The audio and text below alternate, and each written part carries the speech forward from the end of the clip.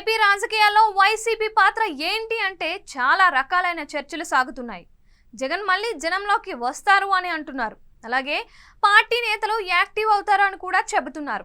అంతా కలిసి తమదైన పందాలో పోరాటాలు చేసి అధికార కూటమికి చుక్కలు చూపిస్తారు అని కూడా ప్రచారంలో ఉంది.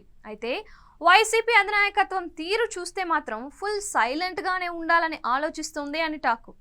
జగన్ అయితే టీడీపీ కూటమికి హనీమూన్ పీరియడ్ అని అన్నారు. అంటే వారు మంచి ఆధిక్యతతో గెలిచి ఫుల్ జోష్ మీద ఉన్నారు అని పార్టీ నేతల సమావేశంలో జగన్ చెప్పారు. ఆనందం అలా ఉండనీయాలి అని ఆయన భావిస్తున్నారంట. అంతేకాదు ప్రజలు కూడా కొత్త ప్రభుత్వం మీద ఆశలు పెంచుకొని ఉన్నారని, ఇప్పుడు వారు ఎంత కాదనుకున్నా అట్టే చూస్తారని వైసీపీ పెద్దలు భావిస్తున్నారంట.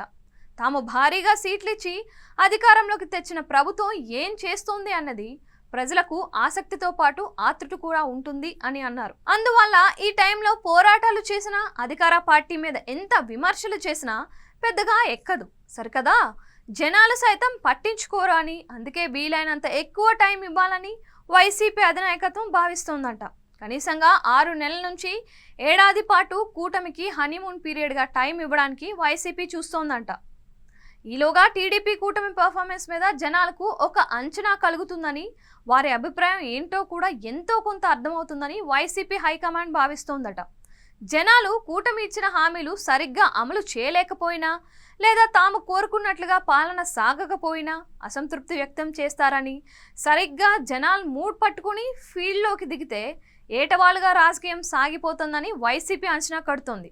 అందుకే టీడీపీ కూటమి పనితీరుని మౌనంగా గమనించడం, వారిపైన ఎలాంటి విమర్శలు చేయకుండా ఉండాలని వైసీపీ ఒక నిర్ణయం తీసుకుంది అని వినిపిస్తోంది. మాజీ మంత్రి గుడివాడ అమర్నాథ్ కూడా ఇదే మాట మీడియా ముందు చెప్పారు.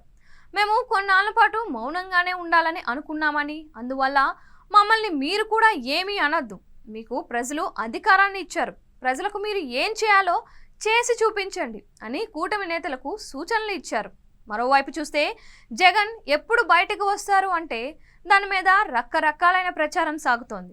వైసీపీ కార్యకర్తల మీద టీడీపీ వారి దాడులు ఏపీ వ్యాప్తంగా సాగుతున్న వేళ వారిని ఓదార్చి వారి వైపు తాను ఉన్నాను అన్న మెసేజ్ని ఇవ్వాలని జగన్ అనుకుంటున్నారు అని తెలుస్తోంది. దానికి ఓదార్పు యాత్ర అంటారో లేదా వేరే ఏదో ఒక పేరు పెడతారో తెలియదు, కానీ జగన్ మాత్రం మంచి రోజు చూసుకొని జనంలోకి వచ్చి కేడర్కి భరోసా ఇస్తారని పార్టీ వర్గాలు అంటున్నాయి. అయితే జగన్ అధికార కూటమి మీద ఎలాంటి రాజకీయ విమర్శలు చేయబోరని టాకు. ఎందుకంటే కూటమికి కొంతకాలం టైం ఇవ్వాలన్న ఉద్దేశంతోనే అని చెబుతున్నారు. మొత్తానికి వైసీపీకి అయితే ప్రస్తుతానికి ప్రతిపక్ష పాత్ర కాదు అని, ప్రేక్షక పాత్ర మాత్రమే అని అంటున్నారు.